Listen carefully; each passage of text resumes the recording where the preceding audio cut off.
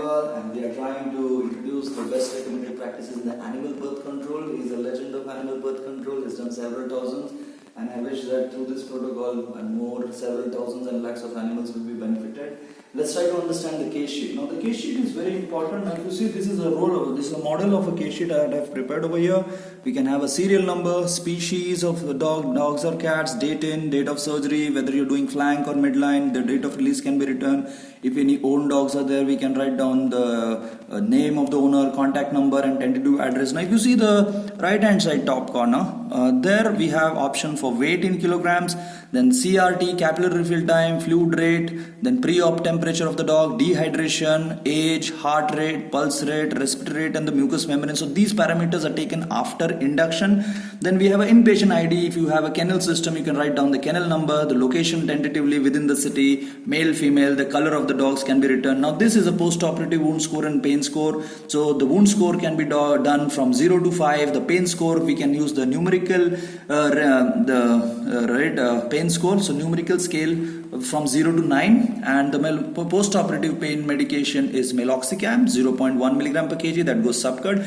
If you come across anything unusual about your patient, you can write it in the comment section. That happens even before surgery so that we are aware. The name of the veterinary surgeon, the name of the anesthetist, the animal handler who shaved the patient, and the supervisor, if there is any, it shall be written over here. Now this is the xylazine and ketamine 1 milligram per kg. So for a 10 kg dog, we have written how much you can tentatively give. The route is also written, the dose and the time can be written over here. So this is the sedation. So after 15 minutes when the dog comes on the surgery table, we can have ketamine diazepam 1 ml per 10 kg. So this goes over here. The meloxicam, the route, the dose, the tramadol, the route, the dose, everything is written over here.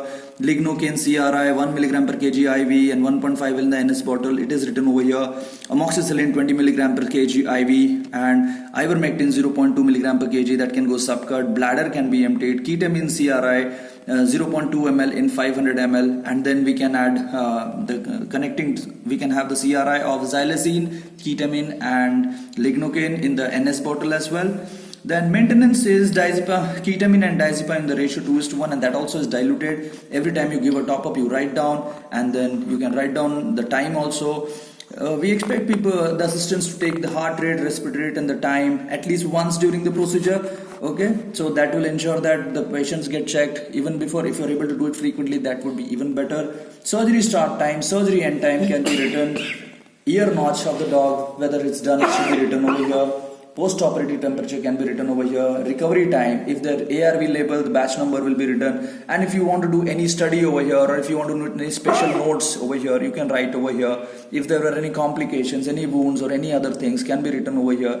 So this is the case sheet. It's a model case sheet, and this can be used for all the veterinarians across the country or across the world, and this can be used as a minimum database case sheet, because every single section over here has been carefully planned and kept over here in such a way that if as a veterinarian, if our operating team takes care of this as the minimum number of parameters, that I can ensure that you will be able to find out most of the problems. If there are any in the earlier stage, you will be able to take care of your patient even safely.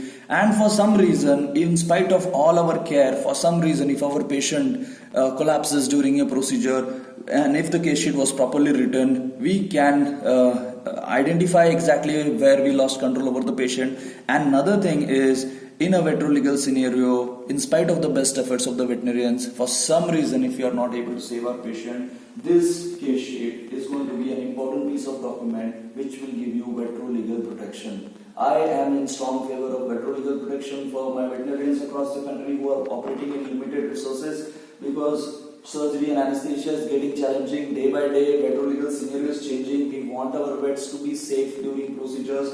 We have to do this, and if we are able to do this, and in spite of that, if we have a problem, then at least we can say that the veterinarian did everything in his capacity, in his low resource setting, and in spite of that, if there has been a casualty, then I think the veterinarian cannot be blamed for this. He has done whatever he can, as much as he can in the low resource setting. So we need to understand that surgery and anesthesia is a very difficult task, and we try our best to make it as easy as possible for the veterinarians as well as for the owners. But we cannot control everything, and we can try our best, but in spite of our best efforts, sometimes things might go wrong, but veterinarians cannot be held responsible because they are already trying their best.